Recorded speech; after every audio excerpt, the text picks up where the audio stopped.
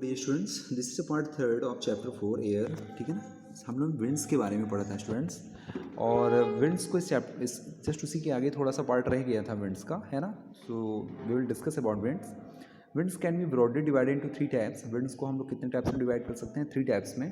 पहली हमारी permanent winds, seasonal winds and local winds. ध्यान दीजिएगा, परमानेंट्स इनके नाम के अकॉर्डिंग ही सब कुछ है। अब अगर इनका नेम का क्लैरिफिकेशन कर ले गए तो आप सब समझ जाएंगे। देखिए, लोकल विंड से हम शुरुआत करते हैं। जरूर सबसे पहले थर्ड नंबर ही समझते हैं हम लोग। थर्ड नंबर क्या है लोकल विंड्स के बारे में? तो आप समझिए कि लोकल विंड्स का मतलब होता है लोकल, यानी किसी पर्टिकुलर प्लेस पर चलने वाली विंड्स। यानी जैसे हमारा कोई इंडिया हो गया, इंडिया में स्पेशली इंडिया में जैसे नॉर्थर्न इंडिया हो गया, हमारा उत्तर भारत का जो क्षेत्र हो गया, यहाँ पर लू चलती है। गर्मियों के दिनों में देखा हो ना, जो गर्म गर्म हवाएं चलती हैं, जो विंड चलती हैं, है ना। तो आपने देखा ना, तो लोग कहते हैं लू लग जाएगी। गर्म हवाएं जब आपके शरीर में डायरेक्ट टच करती हैं तो आपको फीवर आ जाता है ना। आप लोग बियर नहीं कर पाते हैं उसको, तो कहते थे लू लग गई उसको। तो वहाँ की जो प्रचलित हवा थी, जो फेमस जो विंड्स थी, उस विंड्स का नाम क्या पड़ गया? लू। तो देखिए ये यहाँ पर दिया गया है, आप इसको समझ सकते हैं। ये देखिए, इट इज़ कॉल्ड अ लू। ठीक है ना, नॉर्थर्न प्लेन्स ऑफ इंडिया। तो अब लू क्या है? लू एक प्लेस में, इंडिया के किसी पर्टिकुलर प्लेस में चलने वाली, इंडिया के पूरी प्लेस में नहीं लू चल रही है, लेकिन पर्टिकुलर प्लेस में, नॉर्थर्न प्लेन्स ऑफ इंडिया में चलने वाली जो हवा है उसको बोलते हैं लू। ऐसे ही और भी कंट्रीज में कोई लोकल विंड्स होंगी, है ना। तो ये भी क्वेश्चन बनते हैं कि किस देश में कौन कौन सी लोकल विंड्स हैं। ये भी हमें आगे पढ़ने के लिए मिलेगा। बहुत सारे चैप्टर्स आगे दिए गए हैं। आप लोग उन सारे चैप्टर्स को जो आप लोगों के बचेंगे पढ़ने के लिए, आप लोग उनको पढ़िएगा। और अगर कोई प्रॉब्लम आएगी तो उनको हम लोग नेक्स्ट सेशन में डिस्कस कर लेंगे। ठीक है। तो लोकल विंड्स है, these blow only during the particular period of the day, है ना। These blow only during the particular period of the day और ईयर। साल में किसी विशेष दिन पर, है ना, या किसी विशेष समय पर ये हवाएं चलती हैं। ठीक है। और in a small area, for example किसी छोटे एरिया में, है ना।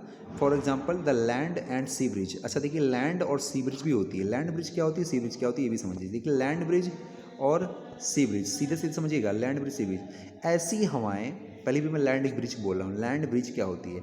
ऐसी हवाएं जो क्या होती हैं, जो दिन में, बात समझिएगा पहले। अच्छा पहले सी ब्रिज समझ लीजिए। सी ब्रिज, सी ब्रिज क्या होता है? देखिए, सी ब्रिज को समझिए। सी ब्रिज हम उन्हें कहते हैं, यानी दिन में, किधर से? दिन में आप कह सकते हैं कि समुद्र से यानी ओशन से किधर की ओर चलने वाली, लैंड की ओर चलने वाली जो हवाएं होती हैं वो सी ब्रिज होती हैं। अगर दिन में अगर हम बात करें कि दिन में हवाएं कैसी चलेंगी? समुद्र से किधर की ओर चलेंगी? समुद्र से किधर? लैंड की ओर, यानी स्थल की ओर। यानी समुद्र में क्या होगा? हाई प्रेशर होगा। समुद्र में क्या होगा? High pressure. हवाएं कैसे चलती हैं? अभी जस्ट इसके पहले पढ़ा है आपने, high pressure to low pressure. भाई high pressure to low pressure चलेंगी हमेशा। दिमाग में रखिएगा कि हवाएं विंड्स कैसी मूव करेंगी, high pressure to low pressure. तो हाई प्रेशर कहाँ होता है? दिन में ओशन के पास हो जाता है, पानी गर्म हो जाता है ना, तो वाटर वेपर के रूप में क्रिएट होता है बहुत सारा, पहले से जो वहाँ हवा मौजूद है, और वाटर वेपर भी क्रिएट हो गया तो बहुत सारी हवाएं हो जाती हैं। और लैंड की तरफ की जो हवाएं होती हैं क्या हो जाती हैं? गर्म होकर हल्की होकर ऊपर उठ जाती हैं। तो यहाँ का प्लेस क्या हो जाता है? वैकेंट हो जाता है। इसलिए high pressure to low pressure, यानी समुद्रों की तरफ से जो हवाएं हैं वो किधर? लैंड की ओर आती हैं। उसको हम लोग बोलते हैं सी ब्रिज। क्या बोलते हैं? सी ब्रिज। इसी का जस्ट उल्टा कर लीजिए आप, है ना, कि जब लैंड से हवाएं किधर जाएंगी? ओशन की साइड में जाएंगी। जब लैंड से हवाएं ओशन की साइड में जाएंगी तो लैंड ब्रिज हो जाता है। ठीक है, यानी नाइट में। ठीक है, नाइट में। तो लोकल विंड समझ में आ गया होगा। अब देखिए, सीजनल विंड क्या होता है? सीजनल विंड का मतलब होता है जो सीजन में चले। जैसे these winds change their direction in different season. For example monsoon in India, जैसे भारत का जो मानसून है, भारत के मानसून में जो मानसून आता है, मानसून नाम आता है, मानसून का नाम सुना होगा। जैसे इंडिया है तो यहाँ पे क्या है? अरेबियन सी है। तो जब गर्मी के दिनों में अच्छी खासी गर्मी पड़ती है, तो बहुत ज़्यादा जब गर्मी पड़ती है तो यहाँ से वाटर वेपर क्रिएट होता है ना, इवोपोरेशन होता है, यानी भाप बनता है। पानी गर्म होता है तो भाप के रूप में, है ना, वाटर वेपर के रूप में, जलवाष्प के रूप में ऊपर उठता है। और जब ये हवाएं यहाँ से उठेंगी तो बहुत ज़्यादा हवाएं उठकर यहाँ से भारत में प्रवेश करती हैं। केरल से भारत में प्रवेश करती हैं, और इसीलिए सबसे ज़्यादा बारिश केरल में होती है शुरुआत में। और केरल से होते हुए तो ये जो हवाएं हैं ये नॉर्थ इंडिया तक आती हैं, उत्तर भारत में यहाँ पर बारिश करती हैं। जुलाई, है ना, जुलाई अगस्त से सितंबर के महीने तक में यहाँ पर आ जाती हैं, है ना। मानसून उठता है मई जून से, और मई जून से उठता हुआ मानसून 2-3 महीने में, है ना, यहाँ पर आ जाता है। और भारत में भारत के उत्तरी भारत में, नॉर्थर्न इंडिया में, उत्तर प्रदेश से मध्य प्रदेश वाले क्षेत्रों में आप देखेंगे कि जुलाई अगस्त के महीने में झमाझम बारिश होती है यहाँ पर, ठीक है। तो ये जो मानसून उठ के आया है ना, इसी की वजह से बारिश होती है। तो इसीलिए हम इनको बोलते हैं सीजनल विंड्स, यानी यहाँ ये जो विंड्स ही तो है, ये हवा ही तो है, एक प्लेस से दूसरे प्लेस मूव कर रही है। तो इसका नाम क्या था, भारत की जो विंड्स थी सीजनल विंड, उसका क्या नाम है, मानसून। तो कभी कभी प्रश्न पूछा जाता है कि भारत की सीजनल विंड का क्या नाम है, तो आप बताएंगे मानसून नाम है, ठीक है। तो ये भी क्वेश्चन आपका क्लियर हो गया होगा। अब एक लास्ट क्वेश्चन बनता है परमानेंट विंड्स, ये इंपॉर्टेंट है आपके लिए। परमानेंट विंड क्या होती है, ट्रेड विंड्स कहते हैं। परमानेंट विंड को क्या बोलते हैं, इनके कई नाम है। देखिए, परमानेंट विंड को हम लोग बोलते हैं ट्रेड विंड्स, यानी व्यापारिक पवने, और वेस्टलाइज भी बोलते हैं। वेस्टलाइज का मतलब क्या होता है, पश्चिम की ओर मुड़ती है ना, ये पश्चिम की ओर मुड़ती हैं तो वेस्टलाइज हो जाती हैं, और जब ईस्ट की ओर मुड़ती हैं तो ईस्टलाइज हो जाती हैं, ठीक है ना, डायरेक्शन, तो उनका नाम बदल जाता है। बात वही है, ट्रेड विंड्स, वेस्टलाइज, ईस्टलाइज। लेकिन ये देखिए हैं तीनों परमानेंट विंड, ये हैं तीनों परमानेंट, लेकिन इनका लोकेशन ग्लोब में अलग अलग जगह पर है। इनका लोकेशन जो है ग्लोब में अलग अलग है। आप याद रखिएगा, तीनों विंड का नाम याद रखिएगा, ट्रेड विंड्स, फिर है वेस्टलाइज विंड्स और ईस्टलाइज। तीनों ही की तीनों परमानेंट विंड है, लेकिन ग्लोब में इनका जो है, ग्लोब में इनका प्लेस अलग अलग प्लेस पे। अभी हम इसके बारे में डिस्कस करेंगे। और डिफिनेशन आगे पढ़े तो इसमें क्या दिया, these blow constantly through out the year in a particular direction. अब देखिए इस मैप को आप समझिए, ये ग्लोब है आपका, ये क्या है आपका, ग्लोब है, ठीक है, ये आपका ग्लोब है। अब समझिएगा थोड़ा सा, यहाँ पे समझने वाली बात ये है, ये हमारा देखिए इक्वेटर है, ये हमारा क्या है, इक्वेटर, ये देख रहे हैं आप, ये हमारा इक्वेटर है। तो यहाँ पर क्या है, इक्वेटोरियल लो प्रेशर है ना। इक्वेटोरियल लो प्रेशर में इसको हम बोलते हैं डोलड्रम भी बोलते हैं। प्रश्न पूछा जाएगा, एग्जाम में पूछा जा सकता है कि डोलड्रम क्या है, तो आप बताएंगे इक्वेटोरियल लो प्रेशर, उसी को डोलड्रम बोलते हैं। यानी कि जब इक्वेटर पर सीधी सूर्य की किरणें सीधी पड़ती हैं तो यहाँ का तापमान गर्म हो जाता है इक्वेटर पर, ठीक है। सूर्य की किरणें सीधी पड़े, वर्टिकली पड़ेंगी, है ना, स्लैंट होती हैं, स्लैंटिंग नहीं होती, वर्टिकली पड़ती हैं, फॉल होती हैं, है ना। The sun rays follow directly, है ना, ऑन दिस रीजन। तो यहाँ पे जब गर्म हवाएं होती है ऊपर उठ जाता है, तो ये जो प्रेशर है वो हल्का हो जाता है। तो जब प्रेशर हल्का होगा, यहाँ पर जब हवा खाली हो जाएगी, तो ट्रॉपिक ऑफ कैंसर की तरफ से क्या होगा, हवाएं किधर आएंगी, इक्वेटोरियल साइड में आएंगी कि नहीं आएंगी, बताइए, इधर तरफ आएंगी, बताइए। और इधर तरफ भी आएंगी तो कैसी आएंगी, हवाएं जब ऊपर उठती हैं तो कुछ दूर तक तो ऊपर सीधी उठती हैं हल्की होकर, लेकिन जैसे जैसे उनको मौसम ठंडा मिलता है फिर वो धीरे धीरे मुड़ने लगती हैं। इसीलिए थोड़ा देखिए आप तिरछी बनी हुई है ना, तिरछी बनी हुई है। तो थोड़ा सा समझते जाइएगा। मैं आपसे बोल रहा हूँ कि जैसे कोई रीजन है, आपके यहाँ गर्मी में कोई रीजन है, यहाँ पे लगातार सनराइज आ रही है, तो सनराइज आने से यहाँ की जो हवा होगी, जो विंड्स होती है, वो गर्म हो जाती है, और गर्म हवा हल्की हो जाती है, हल्की होने के बाद ऊपर उठती है, भगती है। वही हाल है यहाँ पे इक्वेटोरियल में, है ना। लो प्रेशर हो गया, लो प्रेशर का मतलब कम दाब है, प्रेशर का मतलब कम दाब, जहाँ पे हवाएं कम हो। तो हवाएं कम क्यों हो रही हैं, क्योंकि टेम्परेचर बढ़ रहा है। अच्छा, एक चीज़ ये भी दिमाग में रखिएगा कि टेम्परेचर और प्रेशर का जो संबंध होता है ना, जस्ट अपोजिट होता है। अगर टेम्परेचर अधिक है तो प्रेशर क्या होगा, कम होगा। ध्यान दीजिएगा, अगर टेम्परेचर अधिक है तो प्रेशर कम होगा, अगर प्रेशर अधिक है तो ध्यान दीजिएगा वहाँ टेम्परेचर कम होगा अपने आप। तो एक चीज़ समझ लीजिए, अपने आप दूसरी चीज़ समझ में आ जाएगी। यानी कि यहाँ पर इक्वेटोरियल रीजन में क्या है, टेम्परेचर अधिक है, सूर्य की किरणें ज़्यादा, है ना, सीधी पड़ रही हैं, तो प्रेशर क्या हो रहा है, लो हो रहा है, ठीक है। अब जब लो प्रेशर होगा तो जो साइड की हवाएं हैं, जहाँ पर हाई प्रेशर है, उधर से अंदर की ओर हवाएं आएंगी, ठीक है। इसके बाद अगर जस्ट हम ऊपर बात करें तो यहाँ पर देखिए, ट्रॉपिकल हाई प्रेशर की बात करें तो यहाँ पे हॉर्स लैटिट्यूड दिया है। तो हॉर्स लैटिट्यूड भी समझ लीजिए क्या होता है। हॉर्स लैटिट्यूड बस उसका नाम है कि, है ना, अश्वक्षांश बोलते हैं हम इनको।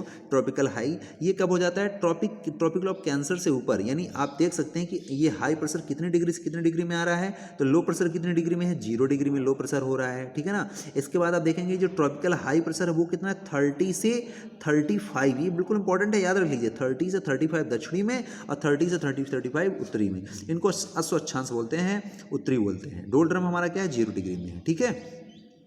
अब 35 से 60 के बीच में, 35 से 60 के बीच में कौन सी है, प्रिवलिंग वेस्टलाइज। मैंने बताया था ना आपको वेस्टलाइज, तो यहाँ पर आप देख सकते हैं वेस्टलाइज, यहाँ भी वेस्टलाइज, यानी 35 से 60 के बीच में वेस्टलाइज यहाँ भी है, और 35 से 60 के बीच में वेस्टलाइज यहाँ भी। नाम याद कर लीजिए, बस डिग्री याद कर लीजिए कि 35 से 60 के बीच में वेस्टलाइज इधर भी, लेकिन यहाँ पर डिफरेंस क्या है कि ये साउथर्न में पड़ता है, ये नॉर्थर्न में पड़ता है, ठीक है। दोनों पौने एक ही हैं। सबसे ऊपर जाएंगे तो ईस्टलाइज मिल जाएंगे। ईस्टलाइज का मतलब हाई प्रेशर, सबसे ऊपर क्या होता है, हाई प्रेशर होता है। सबसे ऊपर क्या होता है, हाई प्रेशर। क्यों? क्योंकि यहाँ पर सूर्य की किरणें क्या पड़ती हैं, सीधी सीधी नहीं पड़ती, तिरछी पड़ती हैं, है ना। तो यहाँ पर क्या होता है, यहाँ का टेम्परेचर ठंडा होता है। जब हाई प्रेशर यहाँ होगा तो नीचे की ओर आएगा, जब नीचे की ओर आएगा तो यहाँ पर आप समझ सकते हैं लो प्रेशर यहाँ पर बनेगा, 60 डिग्री पर लो प्रेशर बन रहा है, स्टेलाइज यहाँ पर होता है, ठीक है। वही स्टेलाइज आपको यहाँ भी देखने के लिए मिलेगा, ये कि पोलर स्टेलाइज, इसको पोलर जो क्या होता है, पोलर स्टेलाइज होता है, पोलर स्टेलाइज होता है, जबकि प्रिवलिंग वेस्टलाइज होता है। पोलर स्टेलाइज और प्रिवलिंग वेस्टलाइज होता है। ये थोड़ी थोड़ी बातें हैं, ये सब आपके 9th में चैप्टर क्लास 9th में भी आपको पढ़ने के लिए मिलेगा। बस थोड़ा सा आप इतना समझ लीजिए कि डोल्ड्रम किसे कहते हैं, डोल्ड्रम कहाँ होता है, जहाँ 0 डिग्री होता है ना। हॉर्स लैटिट्यूड कितने डिग्री से कितने डिग्री पर होता है, तो 30 से 35 में होता है ना। 35 से 60 के बीच में क्या होता है सर, नॉर्थ में 35 से 60 डिग्री नॉर्थ में प्रिवलिंग वेस्टलाइज मिलता है, जबकि 35 से 60 डिग्री साउथ में अगर बात करें तो हमें प्रिवलिंग वेस्टलाइज यहाँ भी मिलता है, दोनों तरफ प्रिवलिंग वेस्टलाइज है, ठीक है। आइए अब देखिए साइक्लोन देख रहे हैं। साइक्लोन क्या होता है, बवंडर, है ना, नेचुरल फरी है, ये घटना है ना, एक रिकॉर्ड है जो दिया गया, आप लोग उसको पढ़िएगा। उड़ीसा में आया था ये, और उड़ीसा के कई सारे क्षेत्रों को प्रभावित किया था। अब देखिए इसमें नेक्स्ट क्या दिया है, मॉइस्चर दिया हुआ है। वेन द वाटर, मॉइस्चर का मतलब नमी, ठीक है ना। When the water evaporates from land and different water bodies, जब कोई वाटर क्या करता है, किसी वाटर बॉडीज से क्या होता है, इवापोरेट होता है, वाष्पन होता है, तो it becomes the water vapour, वो जलवाष्प के रूप में बन जाता है। Moisture in the air at any time is known as the humidity. अगर एयर में क्या है, जलवाष्प है, वाटर वेपर मौजूद है, तो ह्यूमिडिटी कहते हैं। जैसे कि बारिश के दिनों में आप देखिए, बारिश के दिनों में क्या होता है, चारों तरफ बारिश होती है, पानी भरा रहता है, इसलिए वाष्पोत्सर्जन, इवापोरेशन सबसे ज़्यादा होता है। तो हवा में क्या मिला रहता है, जलवाष्प मिली रहती है, लेकिन साथ ही साथ आप देखेंगे टेम्परेचर भी अधिक होता है। तो टेम्परेचर अधिक हो रहा है और हवा में पानी भी अधिक है, तो चिपचिपा मौसम हो जाता है, यानी स्टिकी क्लाइमेट हो जाता है, थोड़ा सा चुभता है मौसम वो, है ना। जबकि गर्मियों के समय में क्या होता है, गर्मियों के समय में ऐसा नहीं होता, गर्मियों के समय में पानी तो बरसता नहीं है, इसलिए इवापोरेशन भी बहुत कम होता है। इवापोरेशन होता भी है तो इतना ज़्यादा गर्माहट रहती है कि हवा सूख, जो जलवाष्प वाटर वेपर होता है हवा का, वो सूख जाता है, ठीक है। तो आप देख सकते हैं कि as the air gets warmer, आप देखेंगे जैसे जैसे एयर गेट्स वार्मर होती है, its capacity to hold the water vapour. अगर हवा गर्म है तो इसमें क्या होगी, वाटर वेपर की क्षमता अधिक बढ़ जाएगी, कलेक्ट करने की। Become more and more humid, और humid day cloth takes longer time, और इसीलिए आप देखेंगे कि जो ह्यूमिड डे होते हैं, यानी कि बारिश वाले दिनों में, क्लॉथ टेक लॉन्गर टाइम, जो कपड़े होते हैं ना बहुत देर में सूखते हैं, ठीक है। क्यों? And sweat from our body does not evaporate easily, और हमारी बॉडी में अगर हमने कोई कपड़ा डाली है ना तो वो भी क्या होता है, इवापोरेट नहीं होता है, making us feel very uncomfortable. तो हमें बड़ा अनकंफर्टेबल, बारिश के दिनों में आप देखिए कपड़े भी नहीं सूखते हैं और गीले गीले कपड़े पहनते हैं आप, तो बड़ा अनकंफर्टेबल फील होता है। तो इसका सीधा सा मतलब क्या है, सीधा सा मतलब ये होता है कि उस समय एयर में क्या होता है, एयर में क्या होता है, पहले से ही वाटर वेपर मौजूद होता है, एयर में पहले से ही वाटर वेपर यानी जलवाष्प मौजूद होता है। और जब हम कपड़े डालते हैं सूखने के लिए तो हमारे कपड़े भी गीले होते हैं, और हवा में भी वाटर वेपर है, जलवाष्प है, तो इसलिए कपड़े हमारे देर से सूखेंगे। गर्मियों के दिनों में क्यों सूख जाते हैं, क्योंकि एयर में वाटर वेपर नहीं होता है। हवा कैसी होती है, गर्म होती है, इसलिए अगर भी कोई भी उसको वाटर की जगह मिल जाती है, जैसे गीले कपड़े ही मिल गए, तो उसका जो वाटर होता है ना वो तुरंत ड्राई हो जाता है, तुरंत जो हवा होती है ना तुरंत उसको क्या कर लेती है, सोख लेती है। अब देखिए क्या दिया है, when the water vapour rise, underline करिएगा, when the water vapour rises it start cooling. जब वाटर वेपर जलवाष्प ऊपर की ओर बढ़ता है तो इट स्टार्ट कूलिंग, ये ठंडा भी होता है। The water vapour condense coaching the formation of droplets of water, यानी बहुत सिंपल सा है, समझिएगा।